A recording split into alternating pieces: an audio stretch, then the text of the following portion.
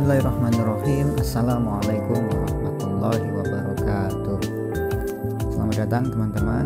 Jadi pagi ini kita akan membahas tentang konsep dasar Kapita Selekta Pendidikan. Mata kuliah ini diberikan kepada mahasiswa semester 5 di IAIN Kediri ya, Fakultas Tarbiyah Prodi PAI. Jadi sebelum kita melangkah lebih jauh, kita akan mulai dulu dari pemaknaan Kapita Selekta Pendidikan. Jadi apa sih sebenarnya Kapita Selekta Pendidikan itu? Nah, di dalam Kamus Besar Bahasa Indonesia, Kapita Selekta itu diartikan sebagai bunga rampai karya ilmiah yang dianggap penting gitu ya. Nah, jadi ini adalah serangkaian tema-tema tertentu yang dianggap memiliki arti penting dalam sebuah diskursus keilmuan tertentu. Nah, kemudian untuk makna dari pendidikan, sebenarnya teman-teman bisa memaknai dari sudut pandang perspektif yang manapun ya, karena banyak perspektif yang bisa dihubungkan dengan kata pendidikan ini. Di dalam KBBI sendiri, pendidikan itu diartikan sebagai proses pengubahan sikap dan tata laku seseorang atau kelompok orang dalam usaha mendewasakan manusia melalui upaya pengajaran dan pelatihan, atau juga bisa diartikan sebagai proses, cara, perbuatan mendidik. Itu juga semuanya bisa masuk ke dalam makna dari pendidikan. Nah, jadi di sini ada penekanan ya teman-teman. Kapita Selekta itu sendiri adalah bunga rampai karya ilmiah yang dianggap penting. Jadi tema-tema seputar kependidikan nanti yang dibahas dan itu dianggap penting. Sementara pendidikan sendiri adalah proses pengubahan sikap dan tata laku. Jadi kalau di dalam Undang-Undang Sisdinas juga ada maknanya sendiri ya, panjang sekali pemaknaannya. Nah, namun demikian, jadi kalau kita gabungkan, maka makna Kapita Selekta Pendidikan dalam konteks mata kuliah kita kali ini adalah serangkaian tema-tema penting ya dalam ranah kependidikan yang dikaji dalam rangka memahami dan merumuskan ide-ide utamanya untuk mengkonstruksi pelaksanaan pendidikan yang lebih baik di masa yang akan datang. Nah, jadi sudah ada gambaran ya, mulai ada gambaran ya. Sebenarnya Kapita Selekta Pendidikan ini mencoba untuk mengungkap teori-teori atau konsep-konsep kependidikan yang sudah pernah ada. Nah, kemudian nanti kita akan mengkonstruksi teori-teori atau konsep-konsep tersebut untuk mengembangkan pendidikan yang lebih baik di masa yang akan datang. Nah, jadi sesuai dengan prodi kita ya, prodi PAI. Jadi Kapita Selekta Pendidikan ini nanti akan membahas berbagai konsep dan teori pendidikan secara umum maupun dalam konteks pendidikan Islam yang relevan dengan kebutuhan keilmuan prodi kita. Maka nanti akan ada pembahasan seputar kependidikan Islam ya. Jadi tema-tema pendidikan Islam yang bagus untuk dibahas di dalam kelas Kapita Selekta Pendidikan, maka nanti akan kita masukkan. Adapun nanti ketika ada tema-tema susulan yang kita anggap penting, maka bisa kita masukkan pula pada diskusi-diskusi di pertemuan berikutnya. Oke, kita lanjut. Jadi apa saja konsep utama di dalam Kapita Selekta Pendidikan? Maka semestinya dari pemaknaan tadi kita bisa menemukan beberapa konsep utama yang bisa kita ambil. Namun dalam hal ini karena kita terbatas pada 16 kali pertemuan, jadi saya sudah siapkan ada beberapa tema saja. Nah, untuk yang pertemuan pertama kita akan bahas konsep dasar Kapita Selekta Pendidikan ya, ini hari ini. Ya, nanti isinya adalah pemaknaan dan juga urgensi mempelajari Kapita Selekta Pendidikan. Kemudian besok minggu depan kita akan bahas tentang pembelajaran sepanjang hayat, lifelong learning. Jadi pembelajaran sepanjang hayat itu sebagaimana yang sudah kita pelajari bersama di mata kuliah sebelumnya ya, bahwa pembelajaran atau proses pendidikan itu mulai dari ayunan ibunda ya sampai kepada liang lahat. Artinya sepanjang masa itu berkonotasi positif berupa sejak kita dilahirkan sampai kepada nanti kita meninggal. Nah, itu akan kita bahas nanti. Kemudian tema berikutnya yaitu dinamika tradisi keilmuan muslim. Nah, dinamika tradisi keilmuan muslim itu nanti akan membahas bagaimana perkembangan keilmuan muslim ya, dimulai dari pertama kali Islam itu datang pada masa Rasulullah, kemudian masa Khulafaur Rasyidin, kemudian berlanjut kepada khilafah-khilafah itu, kemudian lanjut kepada era pertengahan, kemudian era modern, dan juga sampai kepada era kontemporer saat ini. Nah, nanti akan kita cek apa saja karakteristik keilmuan pada masing-masing periode tersebut, sehingga kita bisa mempelajari tuh. Dulu kan di abad 9 kita pernah mencapai puncak kejayaan ya. Jadi kita bisa mengkonstruksi ulang bagaimana cara kita mencapai titik puncak kejayaan tersebut. Nah, jadi kita bisa mengulang sejarah yang baik dan meninggalkan sejarah yang buruk. Nah, tema berikutnya adalah reorientasi pendidikan Islam dalam pemberdayaan umat. Maksudnya apa? Pendidikan Islam sampai pada hari ini sering dianaktirikan. Maksud saya begini, dalam konteks ini adalah pendidikan Islam seringkali dipandang sebelah mata. Artinya adalah orang-orang lebih banyak menaruh minat pada pendidikan yang bersifat umum, katakanlah pendidikan saintifik ya, pendidikan sains alam ataupun sains sosial. Nah, pendidikan Islam seperti seolah-olah dimarginalkan gitu, karena tidak dianggap tidak memiliki kontribusi positif untuk kehidupan ini. Nah, padahal pendidikan Islam ini bisa masuk ke berbagai lini kehidupan manusia. Maka nanti kita akan bahas bagaimana caranya supaya pendidikan Islam itu mampu untuk memberdayakan umat. Nah, ini PR besar tentunya bagi kita semuanya. Nanti akan kita bahas satu persatu ya. Kemudian tema di minggu berikutnya adalah paradigma baru pendidikan Islam di era informasi. Nah, sebagaimana yang kita alami saat ini, kita sedang beralih ya. Kalau dulunya kita itu selalu melakukan pembelajaran secara face to face ya, jadi tatap muka di dalam kelas, satu kelas terbatas ya, pesertanya hanya 40 mahasiswa. Maka hari ini sebenarnya kita bisa melakukan yang lebih spektakuler ya, satu kelas bisa diisi ratusan bahkan ribuan mahasiswa, sebagaimana seminar-seminar yang seringkali kita ikuti. Nah, tetapi ini perlu perantara.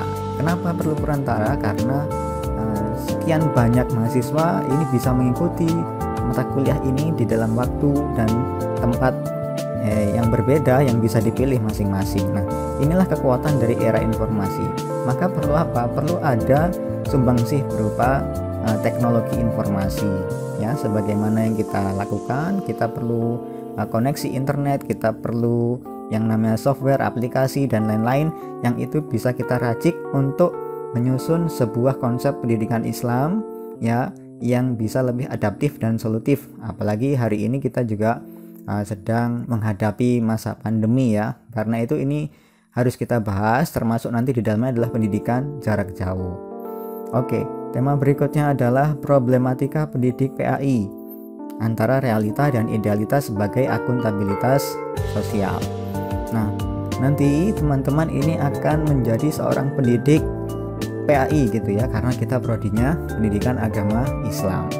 Maka nanti pasti banyak sekali masalah-masalah yang muncul, entah itu dalam konteks konseptualisasi ataupun juga kontekstualisasi. Nah, maka kita sebagai pendidik harus jeli memetakan problem apa saja yang kita dapatkan dan bagaimana cara mengatasi problem tersebut supaya tepat sasaran ya.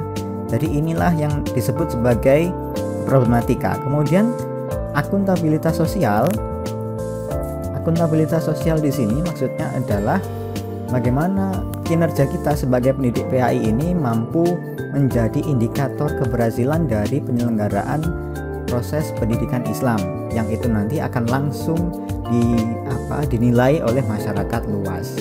Jadi nanti masyarakat akan menilai kita, oh ternyata pendidikan PAI gitu ya, ini memiliki kontribusi positif terhadap kehidupan putra-putri para wali murid. Nah, kira-kira seperti itu.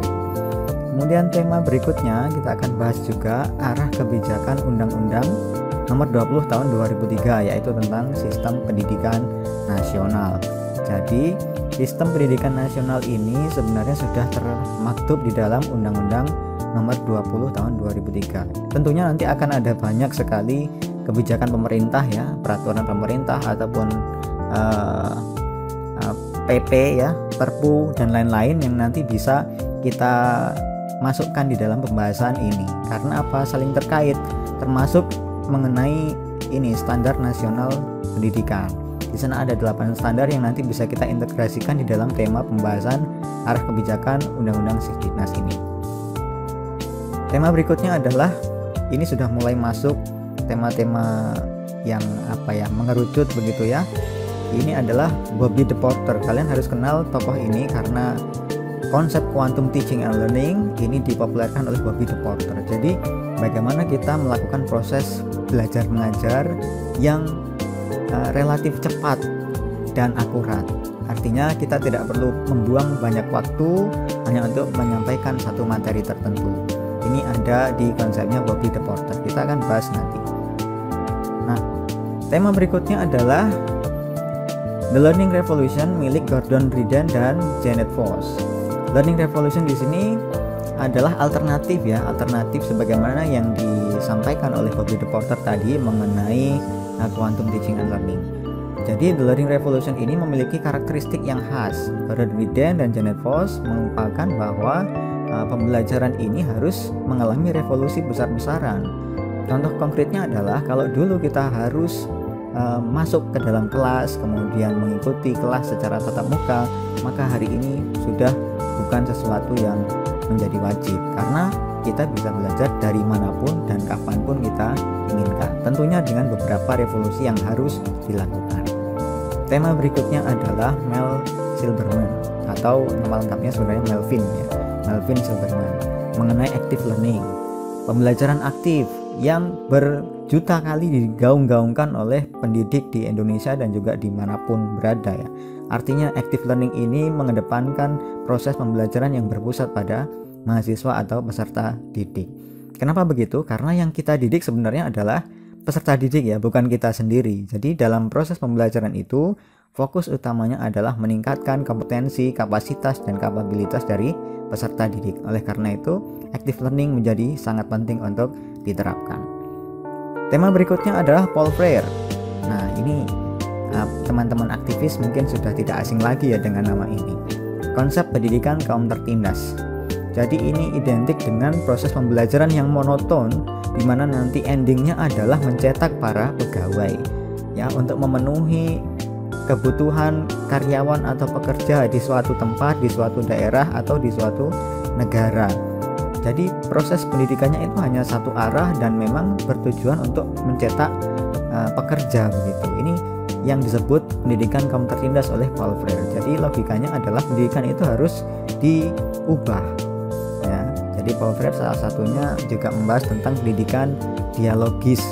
Nah, pendidikan dialogis itu kurang lebih sama sih dengan active learning itu, yaitu berpusat pada peserta didik. Tapi Paul Freire lebih menitik beratkan kepada bagaimana cara kita untuk mengoptimalkan potensi peserta didik dengan cara mengajak mereka untuk berinteraksi, sharing-sharing, interaktif, dan juga nanti melalui dialog-dialog yang produktif.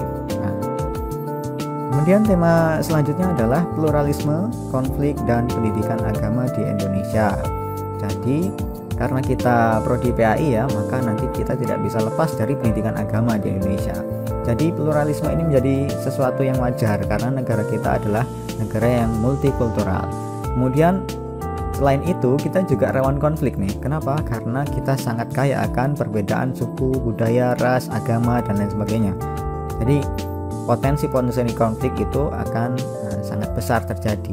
Nah, jadi pendidikan agama ini nanti diharapkan mampu mengatasi konflik-konflik yang berlatar pluralisme atau juga termasuk di dalamnya adalah sentimen-sentimen keagamaan.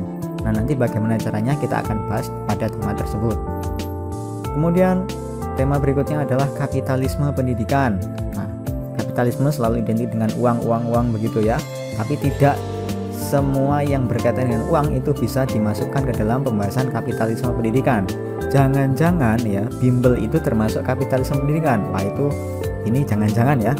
Maka nanti akan kita luruskan, kita klarifikasi apakah tindakan-tindakan yang terlihat pro ya dengan proses pembelajaran itu baik-baik saja, atau jangan-jangan malah masuk ke dalam konteks kapitalisme pendidikan ini. Berikutnya adalah konsep ESQ dalam pendidikan Islam ya. Teman-teman kalau membaca bukunya Ari Ginanjar itu akan banyak membahas tentang ESQ, Emotional Spiritual Quotient. Ya, ini sangat penting karena pendidikan Islam ini tidak hanya berbasis pengetahuan ya. Jadi bukan hanya berbicara soal transfer of knowledge, tapi juga transfer of value ya, transfer nilai. Dan selain itu juga transfer of methodology. Jadi transfer metodologi, bagaimana cara kita mengajarkan sesuatu kepada peserta didik, bagaimana kita menanamkan nilai-nilai luhur dalam diri peserta didik, semuanya dikupas di dalam konsep ESQ di dalam pendidikan Islam. Nah, jadi dari serangkaian tema-tema tadi mestinya kita sudah punya gambaran ya tentang apa sih pentingnya mempelajari Kapital Selekta Pendidikan. Jadi ini beberapa saja yang saya tunjukkan, sebenarnya masih banyak urgensi yang bisa kita tariknya. Yang pertama adalah memahami dan merumuskan ide-ide penting dari beberapa teori atau konsep pendidikan. Ya, hanya beberapa karena memang kita terbatas oleh jumlah pertemuan kita selama 1 semester ke depan. Kemudian meningkatkan kesadaran dan kepekaan terhadap permasalahan pendidikan. Sudah pasti ya. Kemudian yang ketiga adalah mendapatkan inspirasi untuk mengatasi masalah dalam dunia pendidikan. Dan yang terakhir adalah mengkonstruksi pelaksanaan pendidikan yang lebih baik di masa yang akan datang. Ini adalah urgensinya. Kenapa sih kita harus mempelajari Kapital Selekta Pendidikan? Ini menjadi penting karena ya memang kita harus bisa memahami dan merumuskan ide-ide penting dari teori atau konsep pendidikan. Kita harus selalu meningkatkan kesadaran dan kepekaan ya terhadap masalah pendidikan yang sedang terjadi atau yang mungkin akan terjadi di masa yang akan datang. Kemudian kita bisa mendapatkan inspirasi ya untuk mengatasi permasalahan, dan yang terakhir adalah mengkonstruksi pelaksanaan pendidikan yang lebih baik di masa yang akan datang. Jadi itu teman-teman kurang lebih yang bisa saya sampaikan pada sesi pertama ya, di pertemuan pertama kali ini. Mudah-mudahan nanti kita bisa lanjut, kita bahas satu persatu tema-tema ini selama 1 semester ke depan. Jika ada pertanyaan atau ingin melanjutkan diskusi, bisa ditulis di kolom komentar di bawah atau nanti bisa langsung disampaikan di grup WA atau di forum e-learning kampus IAIN Kediri. Saya kira itu, terima kasih, mohon maaf atas segala kekurangan dan harap maklum ya karena ini memang baru pertemuan pertama. Kita akan terus berkembang, kita akan terus perbaiki sesuatu yang kurang-kurang. Ya, gitu dulu. Salam sukses. Assalamualaikum warahmatullahi wabarakatuh.